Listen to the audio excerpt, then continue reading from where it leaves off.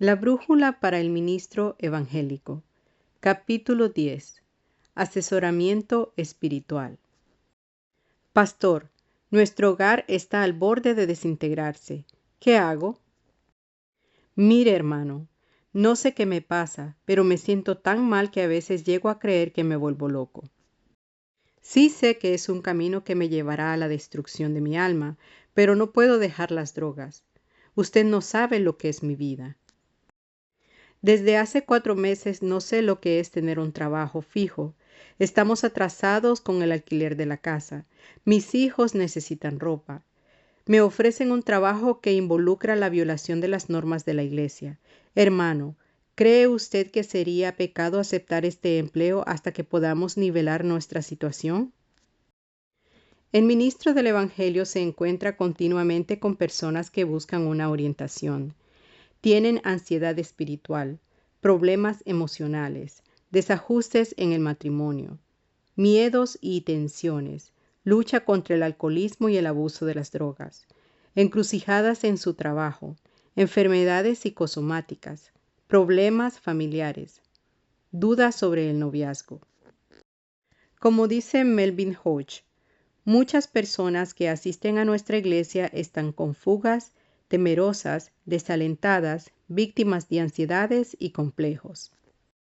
Dar consejos constituye un importante ministerio.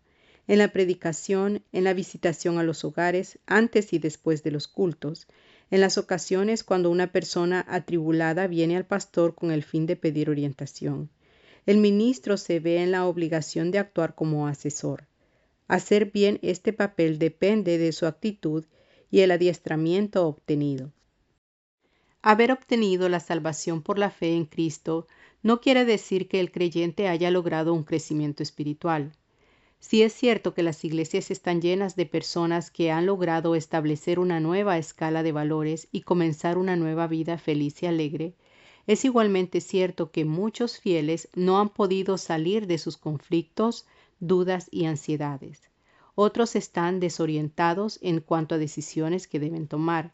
Si el pastor atiende a los primeros, no debe olvidarse de los segundos. La ayuda especial que se puede brindar a un creyente envuelve 3 pasos específicos. 1. Ayuda en la clarificación y jerarquización de valores. 2. Ayuda en la superación de la personalidad. 3. Ayuda en la solución de los problemas diversos de la vida. El cuidado pastoral y la consejería son formas del ministerio, para lograr un encuentro humano-divino en cada persona. Y al producirse este encuentro, el individuo se da cuenta de que Dios le ama y que tiene un plan maravilloso para su vida. Se han instituido en los seminarios e institutos bíblicos cursos sobre psicología pastoral, consejería, técnicas de orientación y otros cursos para equipar a los que abrazan el ministerio. Últimamente se han escrito sobre este tema muchos libros de gran utilidad al pastor. El ministro que estudia estos libros y pone en práctica sus enseñanzas se ganará la confianza de su grey y su función pastoral cobrará otra dimensión. En este capítulo trato de aclarar algunos conceptos sobre la orientación como una introducción al ministro que desea saber cómo bregar con la persona que venga a él buscando ayuda. Primero, razón para la consejería pastoral. La necesidad del hombre estriba en que aunque hecho a la imagen de Dios, no puede tener comunión con Dios porque esta comunión está rota. El hombre está sumido o aprisionado en una red de respuestas condicionadas y complejas. Su esclavitud se complica y su necesidad se agudiza en relación a Dios porque la recepción de la gracia divina está bloqueada. Este bloqueo puede romperse poco a poco después de algunas entrevistas de asesoramiento espiritual. Así la ansiedad de las personas puede ser disipada. La consejería pastoral en la mayoría de los casos logra el desarrollo potencial del individuo y su crecimiento y madurez espirituales. La teología y el cuidado pastoral se interpenetran una a la otra, dice Edward Thornton. En ningún momento son antagónicas. Más bien existe una correlación entre ambas. A través del cuidado pastoral, pueden los ministros atender mejor a los miembros de su rebaño. Pueden entender los principios básicos de las enfermedades mentales y emocionales que aquejan a estos, y pueden brindar la ayuda necesaria a los creyentes.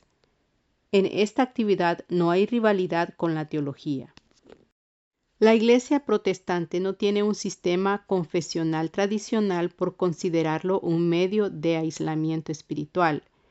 El método bíblico es confesaos las faltas unos a otros. Santiago 5:16. Y en ese confesar de faltas hallaremos siempre un espíritu quebrantado que necesita ayuda y consejo. Esta ayuda y consejo la da el ministro y es el mejor medio para lograr el ajuste emocional del cristiano.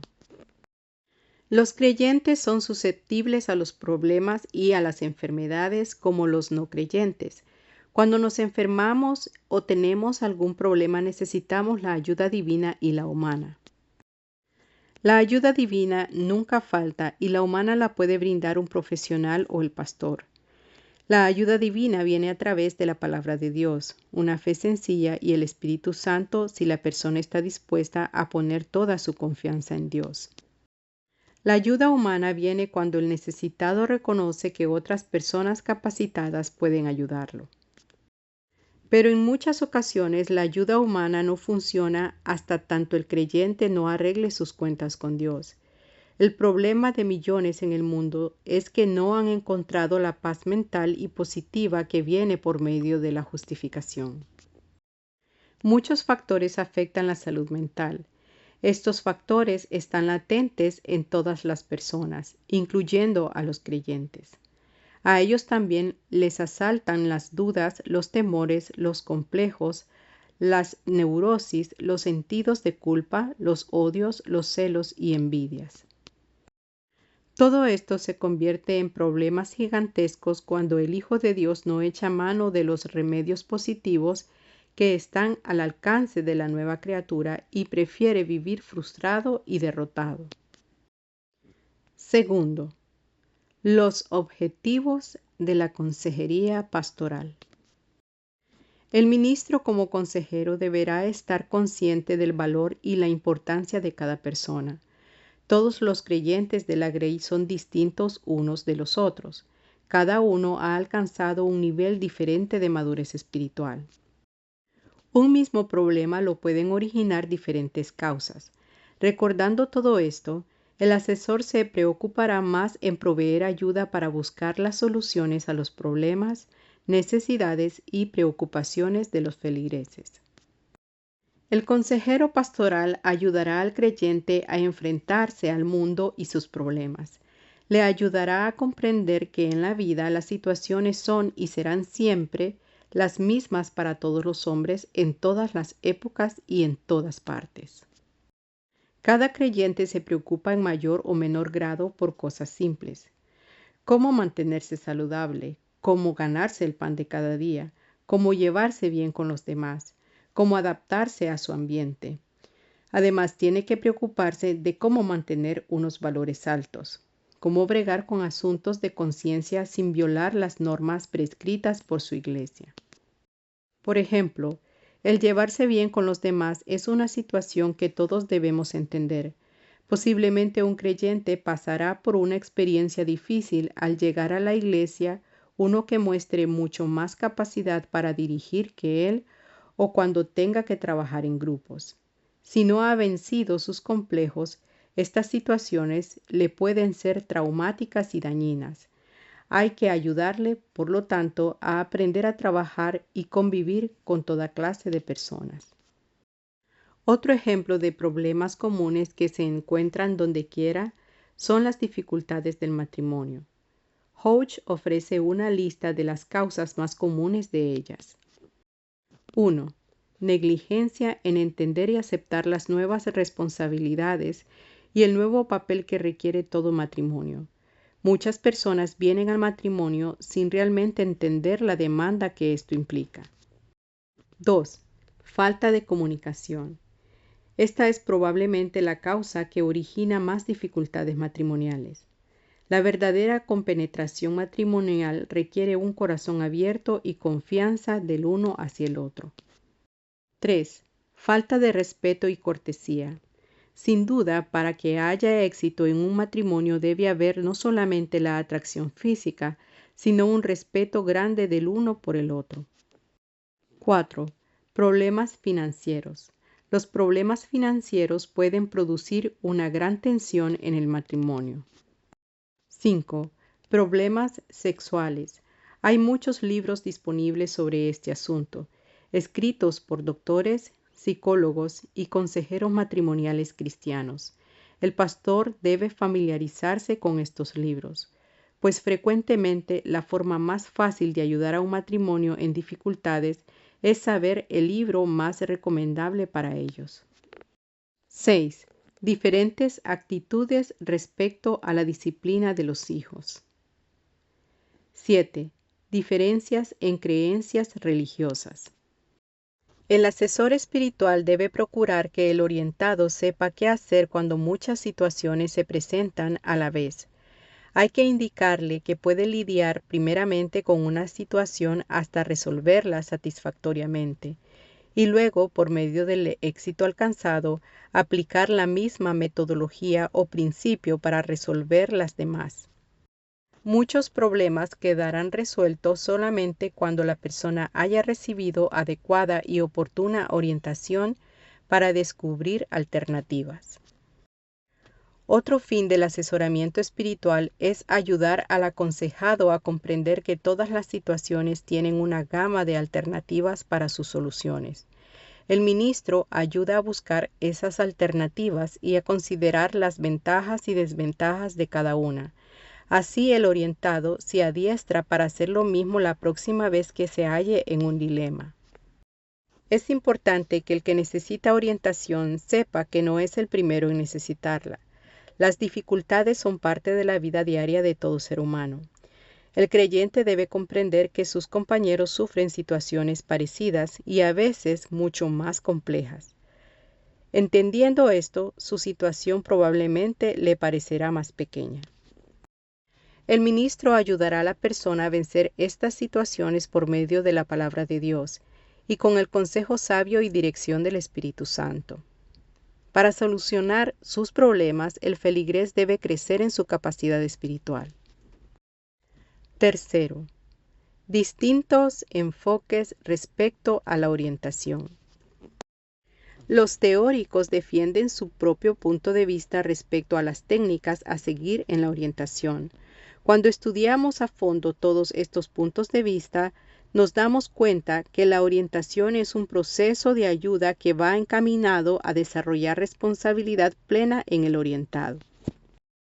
No debemos aconsejar u orientar a una persona teniendo en cuenta que somos partidarios de una técnica o de otra.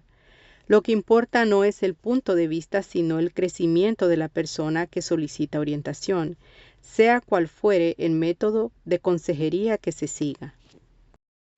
A. La técnica no directiva. Hay quienes opinan que la orientación individual debe estar centralizada en la persona que solicita ayuda. Dicen que el asesorado es en última instancia quien tiene la solución de su problema. Al adoptar esta técnica, el orientador parte de la premisa de que cada persona individualmente posee un potencial interno que puede sacar a flote con una ayuda mínima y así resolver sus problemas. A este enfoque se le llama técnica no directiva, es decir, no se conduce al asesorado como quien maneja un automóvil, no se le dice lo que tiene que hacer, no se le toma de la mano, no se le conduce a la solución, no se le regaña. Ni siquiera se le da un consejo que al orientador le parece el que más conviene. El exponente principal de esa teoría es Carl Rogers, quien cree que es necesario que un experto debe luchar desde afuera con los problemas internos de un individuo sin recopilar datos, sin hacer un diagnóstico innecesario, sin determinar las causas del comportamiento de la persona y sin decirle lo que tiene que hacer. Lo mejor es aceptar a la persona tal como es, tratar de sentir y de ver el mundo tal y como la persona lo siente y lo ve. Stanley Anderson escribe: el consejo debe escuchar, no debe mostrar autoridad. Rollo May dice: cuando un cliente le pregunta a un orientador, ¿qué debo hacer ahora?, este no debe sucumbir ante la tentación de dar instrucciones y consejos. Los exponentes de la técnica no directiva creen que el consejero tiene que hacer que el orientado se haga sus propias preguntas y busque sus propias respuestas. No desean violar lo que consideran ellos que es la autonomía de la persona. La presuposición del sistema rogeriano concuerda con el pensamiento liberal humanístico, que recalca que la solución de los problemas del hombre yace en el hombre mismo. Dice que el hombre posee los recursos adecuados que surgen por el uso de técnicas no directivas. Pero el punto de vista que aquí se discute coloca unos valores demasiado altos sobre el derecho de cada individuo de ser psicológicamente independiente. Se hace énfasis en la autonomía absoluta del hombre que la Biblia no apoya. Esta técnica rechaza la ayuda de un experto, ministro, la receta de la Biblia y la ayuda de Dios. La Biblia enseña que la persona en rebelión contra Dios no está bien espiritualmente y por ende no reúne las condiciones para entender su situación y tomar decisiones correctas. Con el método rogeriano no directivo, el consejero se convierte en una pared donde rebotan las preguntas del cliente. A la medida que expone su problema al consejero, éste responde reflexivamente repitiendo las palabras del cliente. Busca enfocarlas con más claridad, y con el tiempo el cliente comprende mejor su problema y halla la solución. Algunos conservadores rechazan de plano a Rogers, porque éste empieza con el hombre y termina con el hombre. No aceptan la idea de que el orientado debe ser aceptado como él cree que es, o tal como él es. El consejero que adopta la técnica rogeriana tiene que: 1. Aceptar a la persona tal cual es, sin criticarla y sin corregirla. 2. Ayudar a la persona a la autorrealización porque el método no directivo cree que la persona tiene su propia solución. 3. Ver al orientado tal y como él se ve a sí mismo. Para esto tiene que analizar todo lo que diga la persona en la entrevista. 4. Entender al orientado, penetrando en su mundo interior. 5. Ayudarlo a clasificar aquellos sentimientos que el orientado expresa para que gane más comprensión de su problema y pueda buscarle solución. En otras palabras, el asesor debe admitir que el que busca orientación tiene suficientes recursos como para bregar con sus problemas y salir a flote.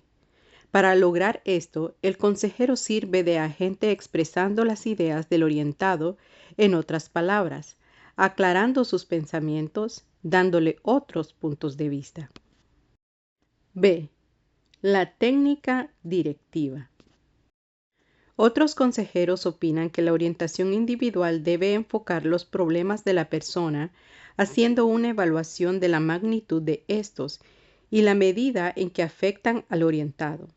A este enfoque se le ha llamado orientación directiva.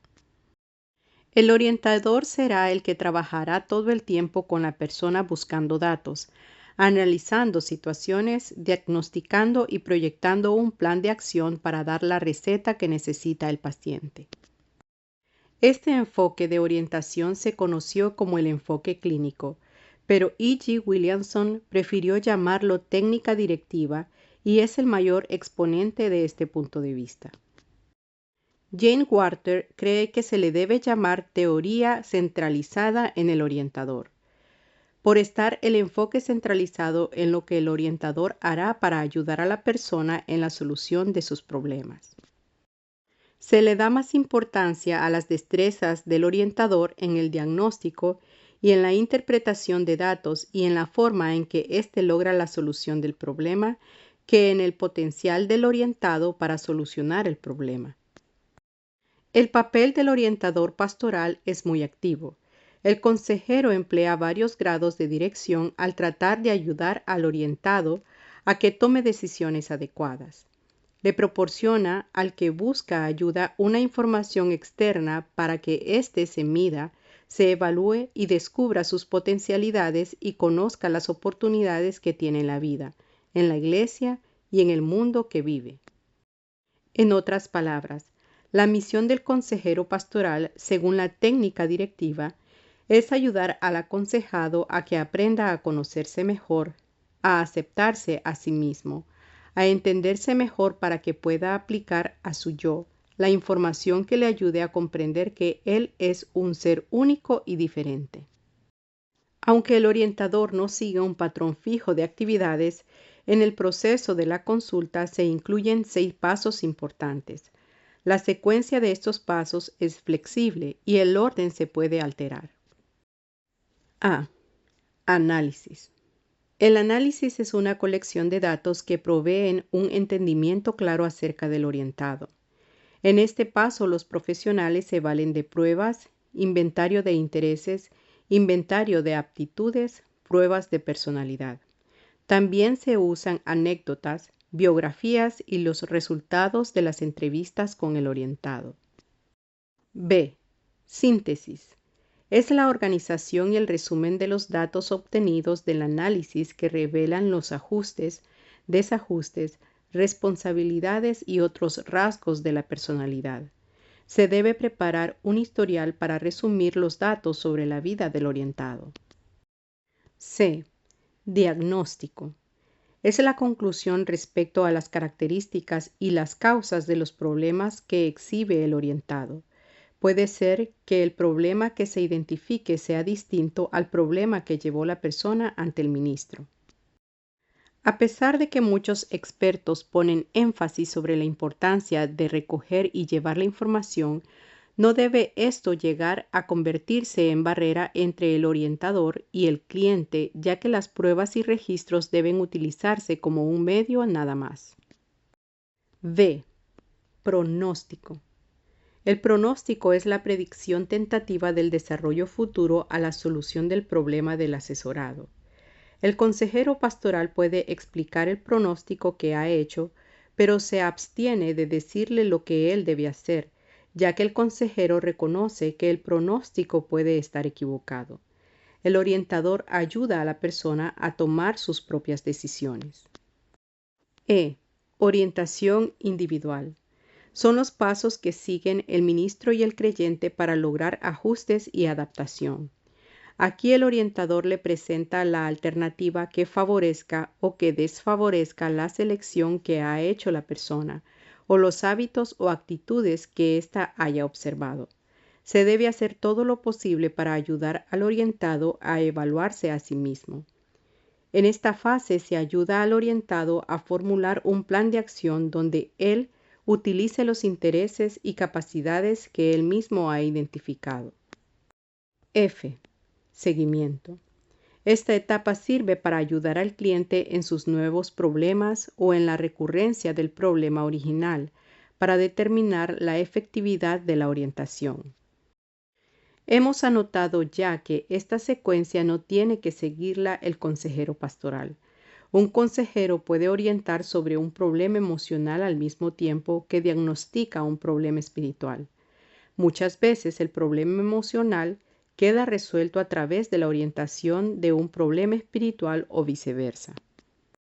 C. Orientación nutética. Jay Adams, en su libro Component to Counsel y en The Christian Counselor's Manual, expone que la consejería pastoral debe ser directiva. Él no la llama por este nombre, sino por el nombre bíblico, orientación nutética. Esta palabra tiene su raíz en el griego neutesia, que significa aconsejar o confrontar por medio de las Escrituras. Esta idea se encuentra tanto en el Antiguo como en el Nuevo Testamento, donde su uso corriente significa dirigir, aconsejar y confrontar. El apóstol Pablo la emplea frecuentemente en pasajes tales como Colosenses 1:28. amonestando. Colosenses 3:16, exhortando. Romanos 15:14, amonestando. La consejería nutética pone énfasis sobre el arrepentimiento y el regreso a Dios. En vez de buscar atenuantes y excusas por las faltas cometidas, o en vez de echar la culpa a otros.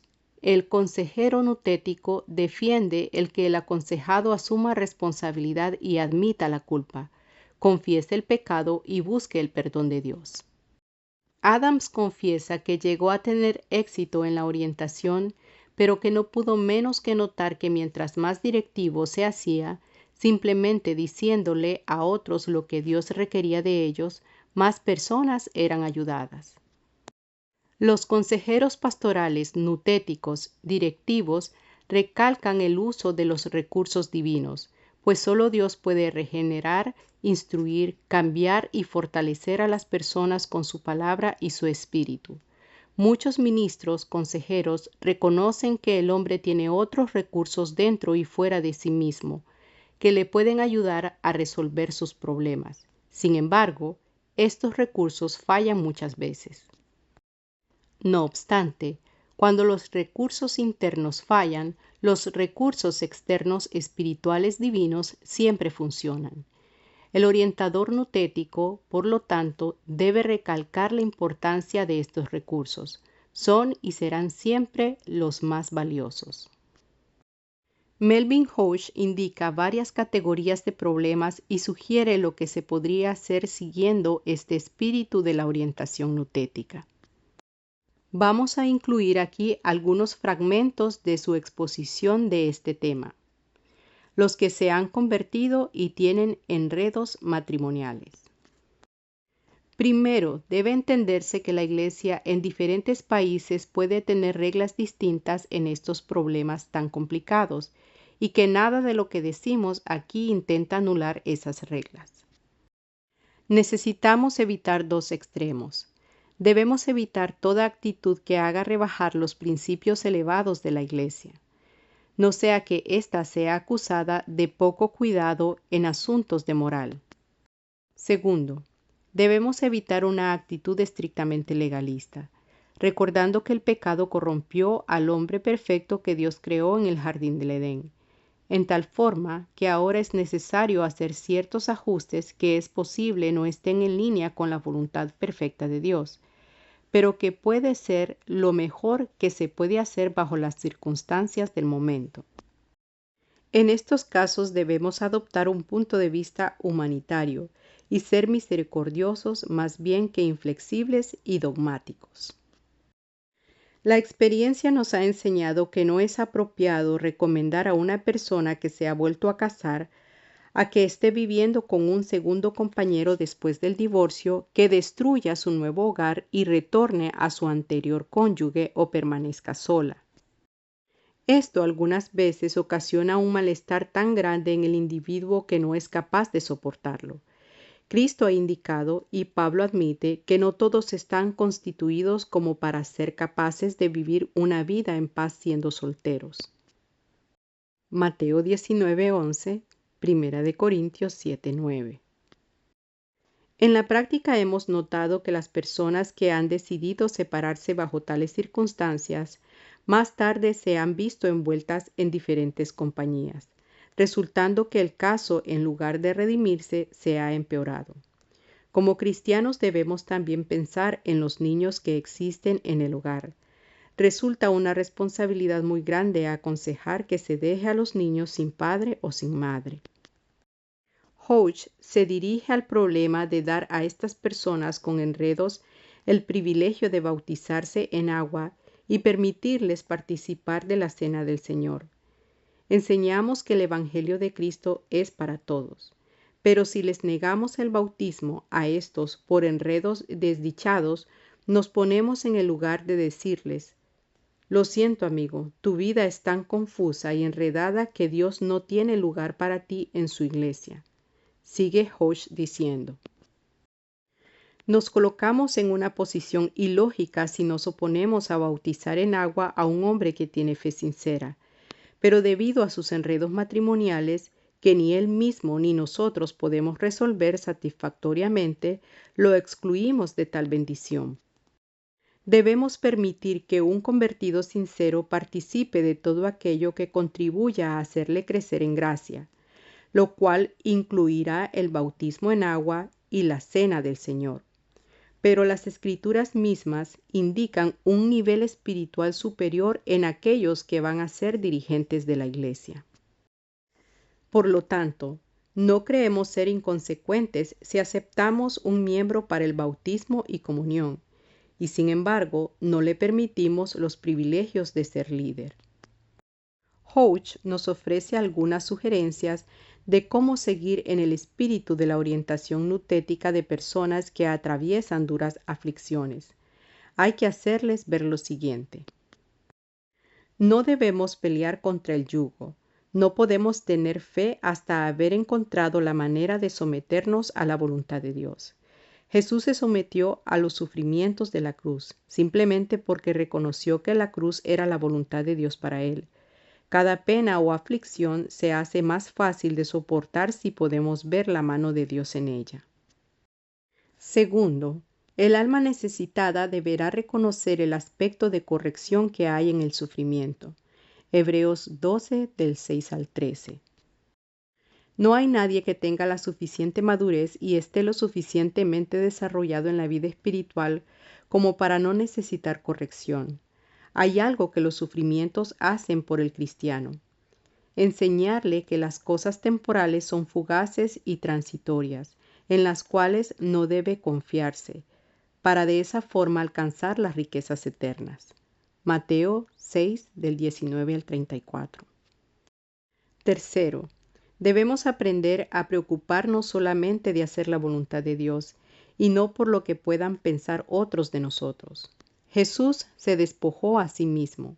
Filipenses 2:7. Es ante el Maestro que somos responsables si caemos o nos levantamos. Juan 21:22.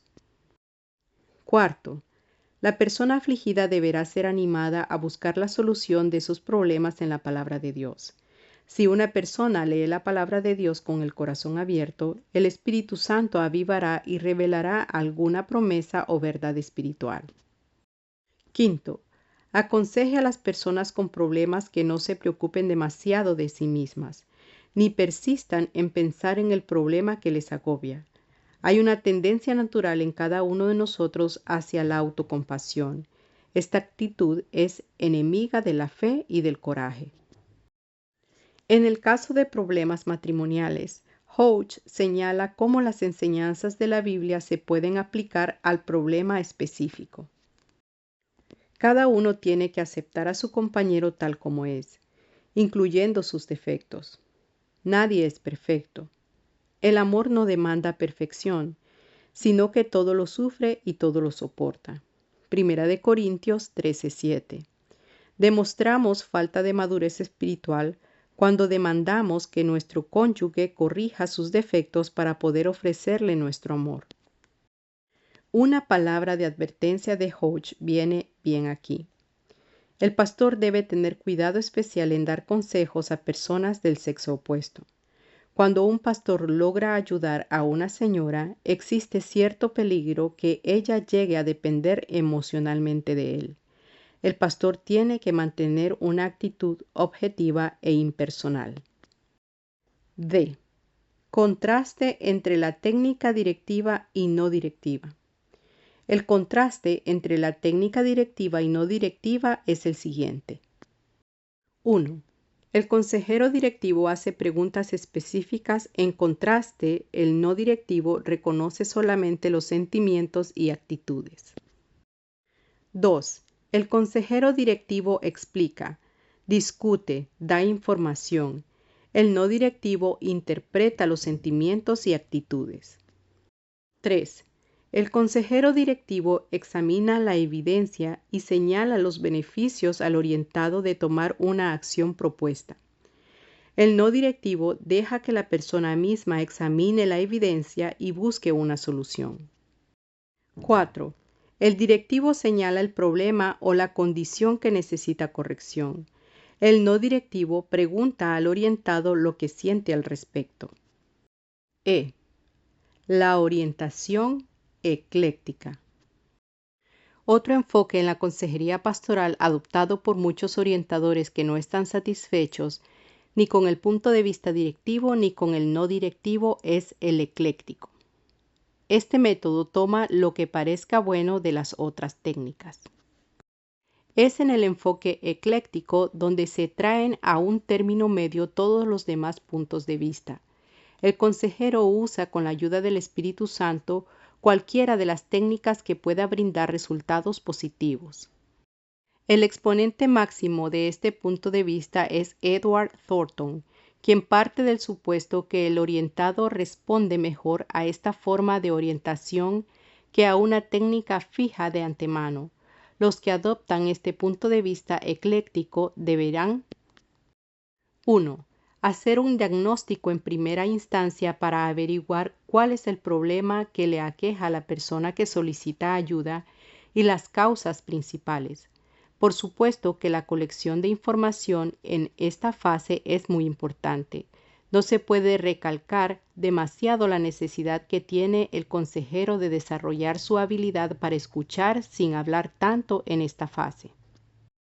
El orientado necesita tener la oportunidad para ir sacando al sol todo lo que tiene guardado en su interior.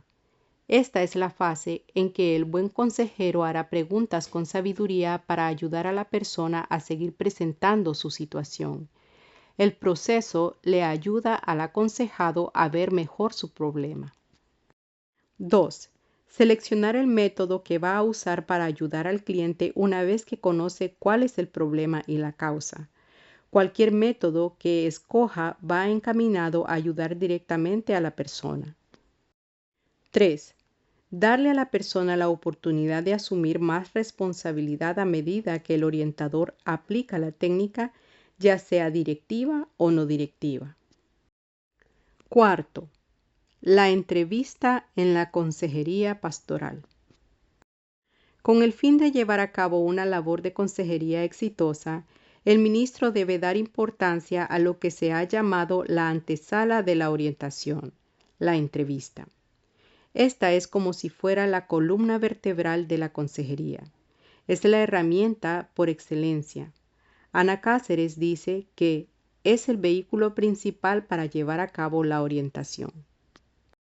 La entrevista es la discusión de un problema cara a cara, entre el orientado y el consejero. Se lleva a cabo porque el orientado siente una necesidad y esta necesidad le obliga a buscar ayuda. Es una experiencia dolorosa para el orientado por medio de la cual surge todo el proceso de la consejería individual. La entrevista inicial o contacto inicial es quizás la parte de mayor importancia en la orientación. De esta depende todo el proceso subsiguiente. Para ayudar a una persona que busca orientación, el consejero necesitará establecer una verdadera comunicación entre los dos.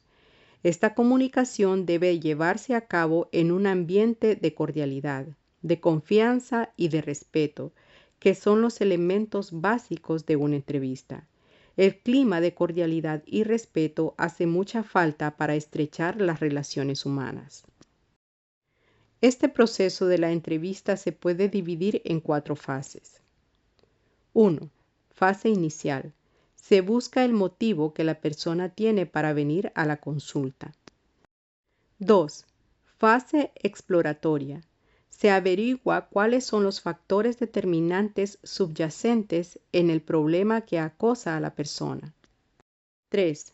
Fase de planeo. El orientado y el consejero pastoral estructuran un plan específico de acción para la solución de problemas. 4. Fase de cierre. Después de solucionado el problema, se evalúa en una entrevista posterior el éxito de la técnica y se cierra el caso. En la entrevista se recoge información de una forma intensiva y extensiva. La manera intensiva de recoger información es concentrarse en un solo problema para lograr captar los otros que afectan, pero que son demasiado sensibles para sacarlos a la luz. Ejemplo: Un hombre consulta al pastor y le dice que tiene el problema grande de que su esposa no le habla hace varios meses. Dice que esta situación le preocupa en gran manera. El pastor recoge toda la información haciendo preguntas directas y manteniendo el oído alerta a las claves que le indiquen dónde está el verdadero mal. Posiblemente este hombre quiera confesar una falta que él cree que su esposa ya sabe. Él no sabe cómo sacar la espina de su corazón y necesita una persona que le ayude en la operación dolorosa. Thornton dice, mientras escuchamos debemos estar ocupados mentalmente, evaluando los problemas de las personas a la luz de la palabra de Dios y preparándonos para dar la palabra de consolación. Este escritor pone énfasis sobre lo imprescindible de escuchar a la persona y a la vez recordar lo que dice la Biblia, pero sin decir ni una palabra. La verdad es que para poder hacerlo, uno necesita la ayuda de Cristo. La forma extensiva de recoger información es haciendo preguntas de todos los aspectos de vida relacionados con el orientado, con su vida física, el modo de observar la ley, su bienestar económico, sus relaciones con los demás, con su familia y con los compañeros de la Grey. Muchos de estos datos se obtendrán por medio de observaciones que hace el consejero a la persona para que saque de lo profundo de su ser toda información que lleve a encontrar las causas del mal que le aqueja.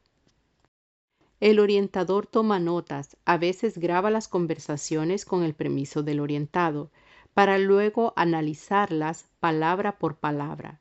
Ve dónde está la información que excita la sensibilidad del orientado y comienza a trabajar de este punto hasta lograr un progreso positivo. Quinto, lo que necesita ver el orientado en el ministro consejero. No importa qué enfoque le dé el ministro a la orientación. De todas maneras, si va a hallar éxito, tendrá que lograr que el orientado vea en él ciertas cualidades. En primer lugar, tiene que estar convencido que el que le orienta lo acepta tal como es. En muchos casos la persona ha cometido fallas, que si no tiene cuidado el consejero por ellas, rechaza inconscientemente al orientado. El ministro, sin aprobar lo mal hecho, tiene que proyectar al aconsejado la seguridad de que de todas maneras lo recibe y desea ayudarlo. El que busca ayuda tiene que estar seguro de que el consejero lo comprende también. Va a tener poco valor para contar su situación si presiente que su orientador no tiene la más mínima idea de su temperamento y de las circunstancias que le han sido adversas. Pero si, por el contrario, ve en el consejero una persona comprensiva, se esforzará más para llegar a la raíz del dilema. Va a perder toda su motivación el aconsejado si llega a sospechar que el orientador no le da valor a su persona. Pensará que no vale la pena tener que sufrir contando su situación si el ministro orientador no le concede importancia alguna. Nadie deseará en este mundo compartir sus penas con una persona que no lo estime. Las características que el buen asesor tendrá que manifestar no se ven solamente por medio de las palabras expresadas por él. En muchas maneras se muestra si uno tiene interés sincero. Si el ministro continuamente mira por la ventana o se fija en el reloj o denota impaciencia, el asesorado se encerrará en sí y ahogará la orientación que necesita. Otra característica que debe tener un ministro asesor es la objetividad cristiana. Dice Hodge que el consejero no debe permitir que su persona se envuelva en la situación que está tratando de resolver, en tal forma que le incapacite o le indisponga a dar un consejo objetivo. Hodge menciona también la necesidad de que el ministro no puede permitir que una actitud legalista le robe el verdadero propósito del Evangelio, levantar a los caídos. Debe recordar cómo Jesús trató con la mujer tomada en adulterio. Debe tener cuidado de que la letra muerta de nuestras reglas no sustituya al espíritu vivo del Evangelio de redención. Debe recordar que tenemos el ministerio de la redención y no del juicio. En el momento que comenzamos a juzgar, cesamos de redimir. Esta declaración no significa que la Iglesia no debe preocuparse de la disciplina. Aún en la disciplina, la Iglesia debe buscar la redención del delincuente. El consejero pastoral, después de ayudar al asesorado, deberá mantener en secreto todo lo relacionado con el caso. Muchas iglesias se han dividido y muchos creyentes se han perdido porque el pastor no supo guardar las confidencias hechas a él. Lamentablemente, algunos ministros han tomado las confidencias para ilustrar sus sermones. ¿Qué problemas se buscaron? El creyente que oye su dificultad lanzada desde el púlpito, aunque sea en una forma indirecta, tendrá en poca estima la ayuda que puede brindarle la consejería pastoral. Una vez terminada la entrevista, el consejero llevará el asunto a Dios en oración y pedirá la dirección divina para seguir ayudando a otros con problemas similares. Deberá hacer una evaluación de los resultados de sus esfuerzos con el orientado, con el fin de reforzar los puntos débiles de su técnica y su metodología y usar en ocasiones futuras aquellas técnicas y métodos que le dieron resultados. Una advertencia, sin embargo, es necesaria en este punto y es que cada caso es individual, es único. Las soluciones serán distintas, aunque la metodología y las técnicas sean las mismas. Sexto, asesoría de los que padecen de problemas mentales. Melvin Hoche ha dado algunas guías para el que trata de orientar a una persona con disturbios mentales. Citamos a continuación algunas partes. El pastor, por regla general, no está preparado profesionalmente en materias de psicología y deberá comprender sus limitaciones tratando de dar solamente la ayuda que le permiten su conocimiento y experiencia en las cosas espirituales. Los disturbios mentales pueden ser el resultado de una enfermedad o de un órgano en mal funcionamiento. El cuerpo y la mente están íntimamente relacionados. Muchos médicos declaran que una gran parte de las enfermedades físicas son el resultado de conflictos mentales. Sin embargo, algunos disturbios mentales son el resultado directo de alguna causa física. La glándula tiroides anormal, por ejemplo, puede producir desórdenes nerviosos y mentales, que se corrigen inmediatamente que la causa es quitada. Algunas medicinas tienen aspectos colaterales que afectan los nervios. Las mujeres que pasan por el periodo de la menopausia pueden también experimentar gran nerviosidad. Un colapso puede ocurrir cuando la persona ha sido sujeta a un esfuerzo mental que ha resultado demasiado para ella. El odio o la ausencia del espíritu de perdón puede producir depresiones mentales. Los conflictos en el hogar o en el trabajo pueden dar lugar a una carga en la personalidad que el individuo a veces no puede sobrellevar. Finalmente, hay colapsos mentales que son causados por posesión de demonios. Inclusive estos últimos pueden estar en alguna forma relacionados a una o a ambas de las cosas anteriores. Resulta innecesario mencionar que a fin de poder prestar ayuda, el pastor debe tener una idea muy clara de cuál es la causa de la enfermedad. Sería desastroso para un pastor tratar con una persona como si fuera poseída de un demonio, cuando en realidad fueran otras las razones. En lugar de traer alivio, esto produciría una ansiedad mayor y más compleja. ¿Cuál sería la mejor forma de proceder en la orientación de una persona con problemas mentales? Hoche recomienda la manera siguiente. 1. Averigüe cuál es la verdadera dificultad. 2. Enseña a la persona a traer esta dificultad a Cristo para obtener sanidad y perdón. 3. Anímele a confiar en las promesas de Dios.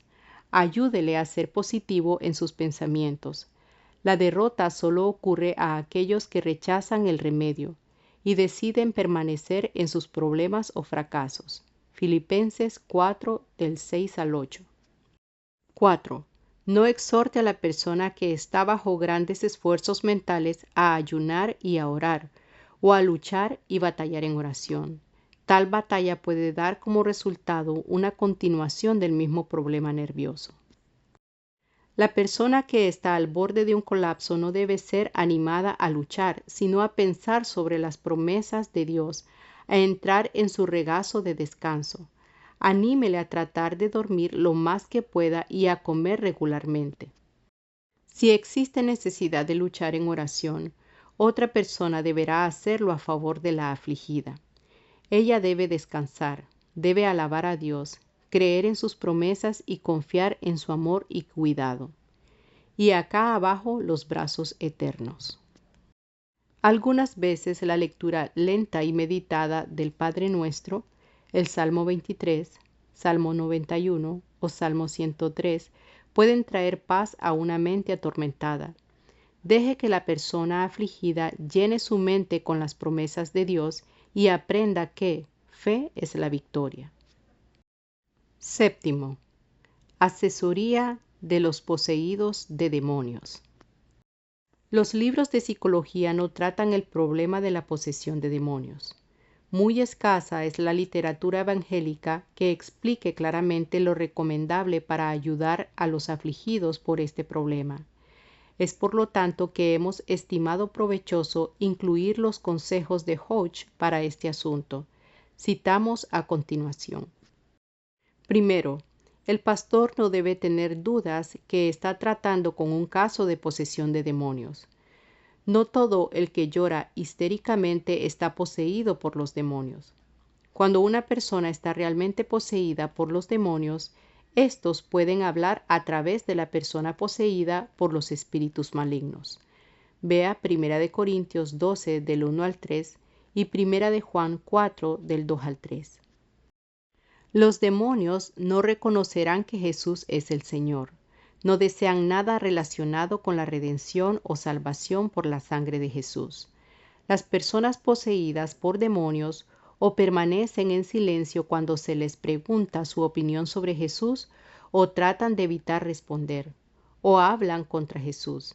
Si una persona está alabando a Dios y reconoce el señorío de Cristo y la redención a través de su sangre, no necesitamos preocuparnos acerca de la posesión demoníaca. Cuando se encuentra con un caso de posesión de demonios, el pastor deberá tratar a esta persona según explicamos a continuación. 1. Como regla general es mejor tomar a la persona y sacarla del servicio público para tratar con ella individualmente, en unción de otras personas que sepan cómo orar. Si se deja a la persona en el servicio público, el demonio puede producir una demostración desagradable que causará disturbio en el servicio. Algunas veces la pelea con los demonios puede prolongarse. 2. El pastor debe tener la confianza que el demonio dejará libre al individuo al invocar el nombre de Jesús. El pastor no debe permitirse entablar una discusión o argumentación con la persona poseída por el demonio. 3. Algunos casos requieren oración y ayuno para la victoria final. 4. Si la persona afligida ha estado practicando la brujería, debe destruir de su persona y de su casa todo objeto de magia satánica. Los miembros de la familia deben estar seguros que esto ha sido llevado a cabo. La experiencia nos prueba que la victoria se demora en muchos casos mientras el demonio pueda encontrar algún punto en que apoyarse. 5. Sobre todo el pastor debe mantener una actitud de fe. No debe tener temor, sino darse cuenta de que Dios le ha dado poder sobre los poderes del enemigo. 6. Naturalmente, una persona libertada de la posesión demoníaca debe tener ayuda y cuidado especial, y no dejarle indefensa y abierta para otro ataque del enemigo. Ayúdele a que su vida sea llenada con Dios, y que él mismo evite cualquier actividad que pudiera abrirle la puerta de nuevo al enemigo.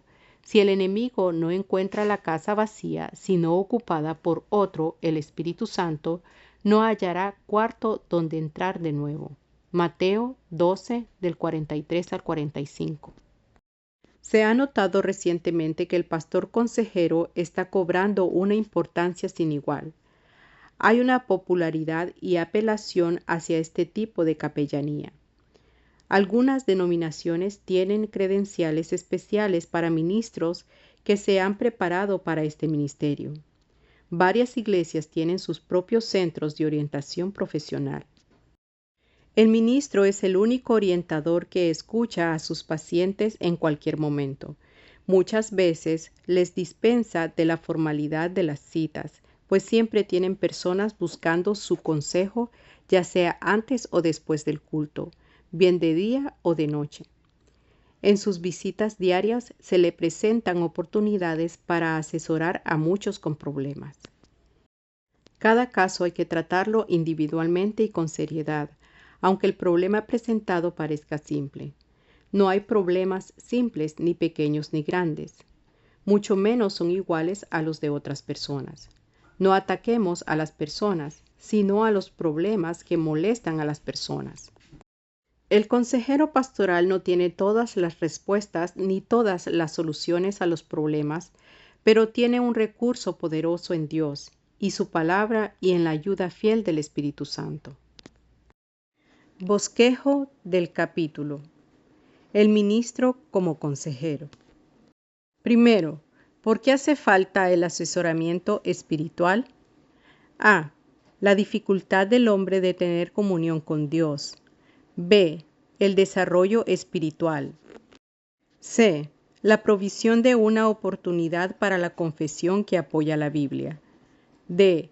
Los problemas de los creyentes. Segundo, lo que se desea lograr con el asesoramiento. A. Aceptar diferencias individuales. B. Ayudar al creyente a entender mejor la vida. C. Adiestrar a una persona para enfrentar varios problemas simultáneos. D.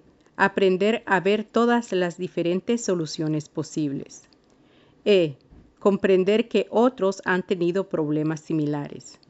F. Ayudar a dar luz a los problemas con las escrituras. Tercero, las diferentes técnicas del asesoramiento. A. La centralizada en el aconsejado. 1.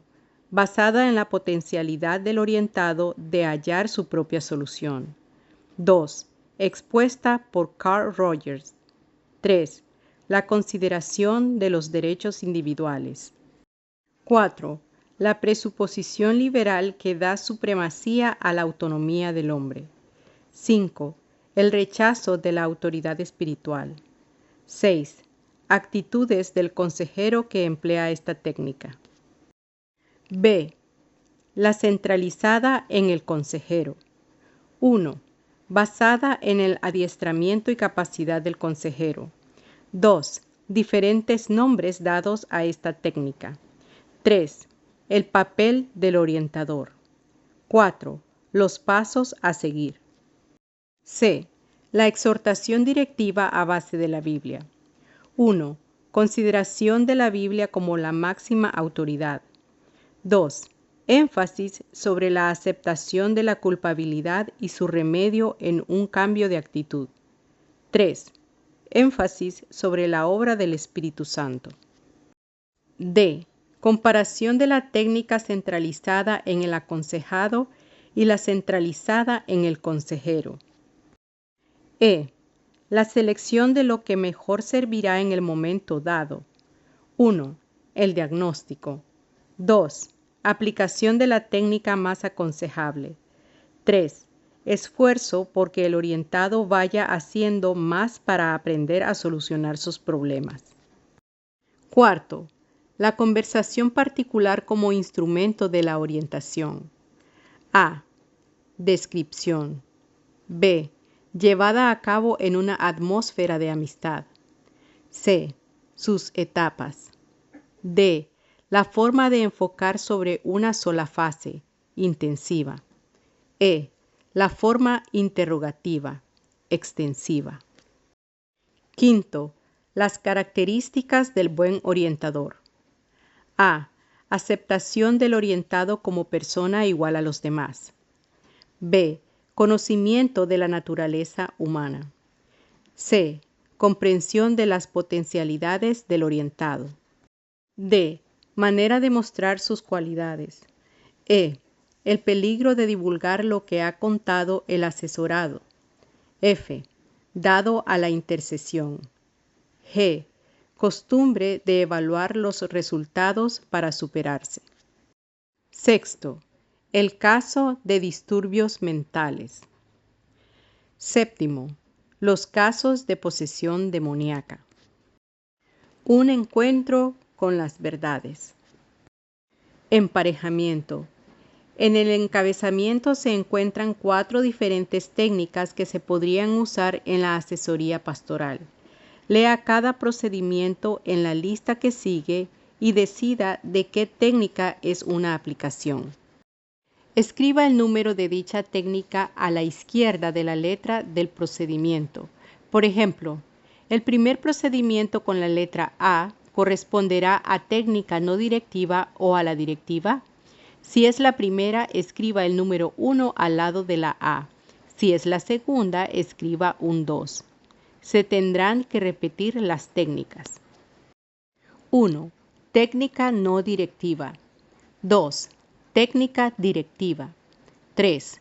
Técnica nutética. 4. Técnica ecléctica. A. El consejero tiene cuidado de nunca decirle al orientado lo que debe hacer. B. El consejero trata de animar al orientado a ver por sí mismo cuál es la raíz de su dificultad. C. El asesor le hace ver a la persona en dificultades lo que dice la Biblia. D. El consejero analiza la situación de la persona para indicarle cuál es su problema. E. El consejero sirve como pared contra la cual rebotan las observaciones del asesorado. F. El orientado escucha lo que le explica el consejero de las indicaciones bíblicas. G. El consejero le urge a la persona a que reconozca su culpa y que se arrepienta. H. Después de decidir cuál es el problema, el asesor indica lo que va a pasar si sigue la persona así. I. El consejero trata de guiar al orientado. J. El asesorado es en última instancia quien tiene la solución y por lo tanto el consejero debe guardarse de indicar soluciones. K. El consejero escucha, no manifiesta su autoridad. L. Hay que aceptar a la persona tal cual es, sin criticar ni indicarle lo que debe hacer. M. El consejero es el que aclara la situación e indica lo que al asesorado tiene que hacer. N. El consejero trata de lograr que el orientado se evalúe a sí mismo, pero se da cuenta que oculta un odio en su interior y al fin decide indicarle lo que la Biblia dice para que luego él tome sus propias decisiones. Ñ.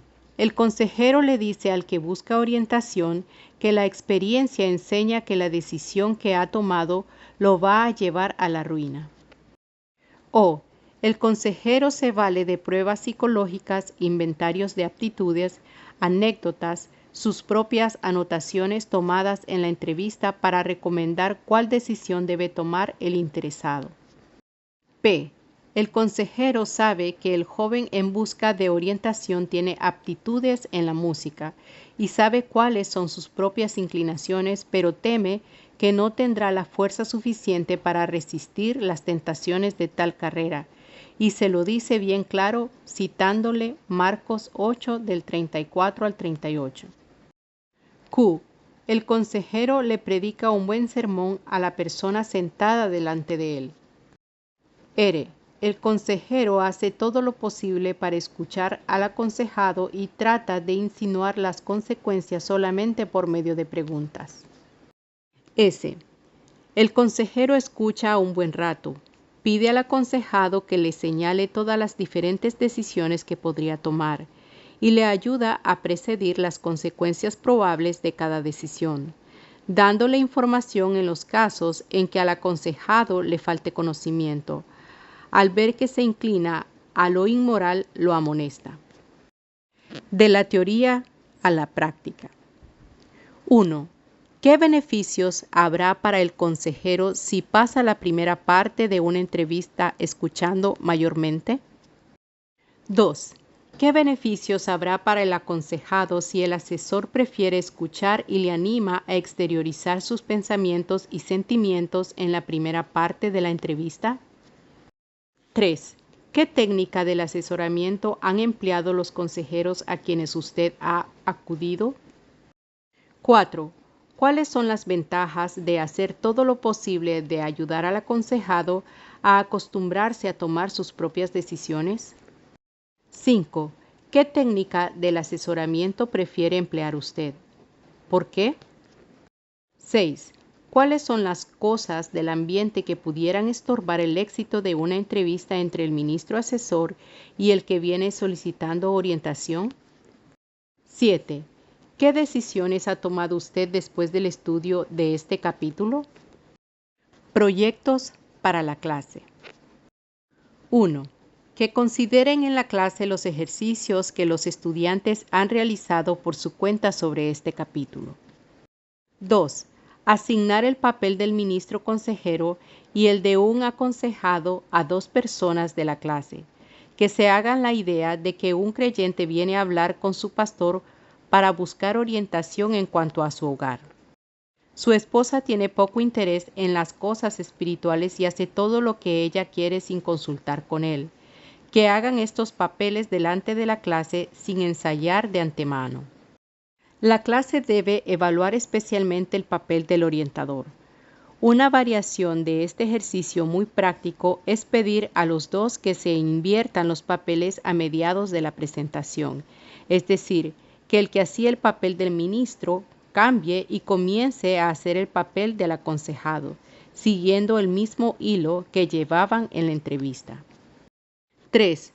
Que dos personas presenten un cuadro dramático de un consejero con muchas características negativas, entre ellas la de no escuchar atentamente al aconsejado en la primera fase de la entrevista.